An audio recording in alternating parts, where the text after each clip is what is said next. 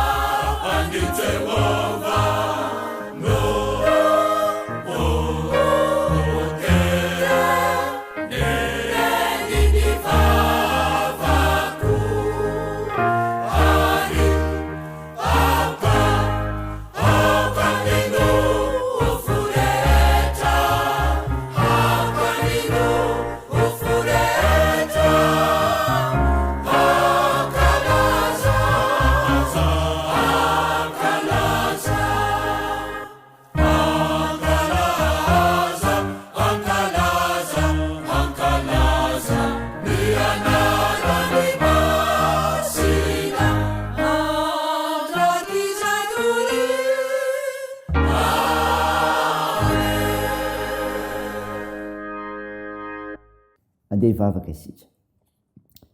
Andriamanitro, Misaotranao zay fa afaka miaino sy mandre ny teninao satria ny velominao. Mideranao zay, mankalaza ianarinao masina zay, mame voninahitra anao zay.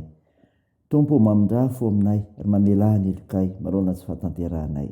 Iasamery aminay fananao masina, amantarinay ny sitraponao. Aminaran'i Jesosy Kristy mpanavitra anay, naovanay izany mivavaka izany. Amen. Ravana malala, nofinainao antsika amin'ny tino ity dia hitanao ny epistile soratan'i Jakoba. Jakoba toko voalohany manomboka ny 7 mivaky toy izao aminara Jesosy. Faoko mpakato ny tena ianareo, fa aza mpiaino fotsiny ihany ka mamitaka ny tena nareo. Fa raha misy mpiaino ny teny nefa tsy mpakato, dia toy ny olona mizany tareny eo amin'ny fitaratra izy, ka mijery ny tenany izy dia lasa, ary miaraka amin'izay dia adino ny tarehiny. Fa izay mandinika ny lalàna tanteraka dia lalàna fahafahana, ka maharitra amin'izany, ary raha tsy mpiaino manadino fa mpanao ny asa dia ho sambatra amin'ny asany izany olona izany. Raha misy manao azy ho mpivavaka nefa tsy mameny vavany fa mamitaka ny fony, dia zava-poana ny fihavan'izany olona izany.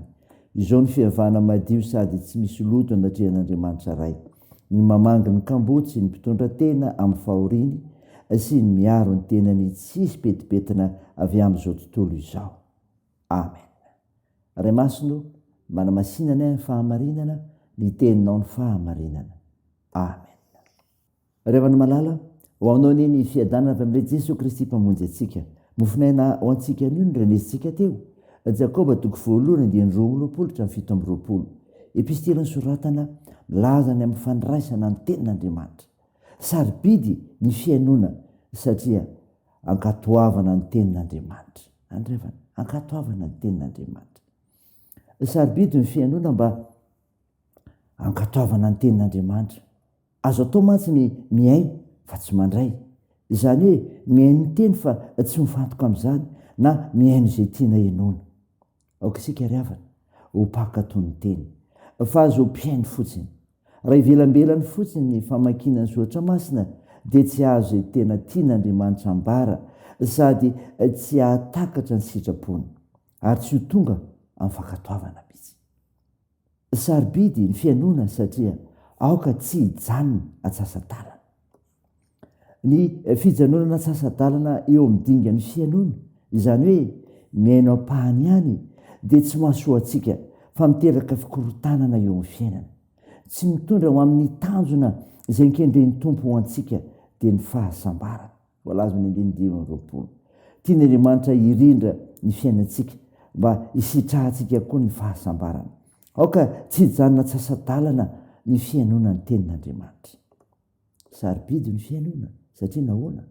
Mijoro amin'ny fivavahana madio sy tsy misy tsia. Porofony asa hita fivavahana madio tsy misy tsia. Ambaram-panoratra eto izany dia ny mamangy ny kamboty sy ny mpitondra tena. Ho ny 2:20. Ny kamboty tsy manandray sy ny mpitondra tena tsy manambady. Ianjadi-paorina izy ireny ary miandry antsika. Tsy fikambanana manao asa fiantrana akory ny fivavahana madio sy tsy misy tsia, fa vokatry ny finoana. Ary asa mendrika no ny fankatoavana sy fiainona ny tenin'Andriamanitra. Manandehana dia manaova toy izany koa araka izay afatry ny tenin'Andriamanitra ho antsika. Sainy izany riavana, dia n'Andriamanitra eny ny voninahitra. Amen. Andeha hivavaka isika. Andriamanitra, misaotra mofinaina ny menao anay izay milaza fa sarobidy ny fiainona ny teninao Andriamanitra, ho fankatoavana azy, ary tsy hijanona atsasa-dalana ny fiainona izany, fa hijoroana ny fivavahana madio sy tsy misy tsia. Tompo, vavaka aminao izay eo amin'ny firenenay, izay aperaka fenompelatananao ny zavatra rehetra, ny amin'izay miandry anay, ny amin'ny gouvernemanta vaovao atsangana indray. Hiasa mahery ianao Tompo amin'ireny mba hisian'ny fandrosoana ary aperaka fenompelatananao izany firenenao Andriamanitra ny firenena rehetra. Vavaka aminao izay Tompo ny anasitranareo marary, ampinoanareo manamanjo, ampirezinareo mahantra sy sahirana sy ireo zokiolona, tsinjovanareo trabona. Miasay ianao Jesosy amin'ny ady asehoanay ilany etsy eroa. Ampirezy amin'ny fiazakazana isan'andro koa, dia miarovanay. Ny vavakay dia ataony amin'ny anaran'i Jesosy Kristy mpamonjy anay, rehefa nampiandrinay ny vavaka manao hoe rahanay o zay ny an-danitra masinina ny eny anaranao ho tonga ny eny fanjakanao atao any ny sitraponao ety an-tany ho taky ny an-danitra mioneno izy anina saza ho anay ary mamela ny erikay taky ny namelanay zay meloka taminay ary aza mitondra anay amin'ny fakapanahy fa manafany amin'ny ratsy fanao ny fanjakana sy ny hery ary ny voninahitra mandrakizay amen. Raha isotrona riavina malala ny izodrana tongotra anao aminaran'i Jesosy Kristy ho amin'ny havana rehetra iray finoana ny eny fiadanana sy ny fitiavana mba amin'ny fitokena avy amin'Andriamanitra ray sy Jesosy Kristy Tompo, ny fahasoavan'Andriamanitra ny omba izay rehetra tean'i Jesosy Kristy Tompontsika amin'ny fitiavana tsy mety lefy. Amen. Dia an'Andriamanitra irery ny voninahitra amin'ny anaran'ny Ray sy ny Zanaka ary ny fanahy masina. Amen.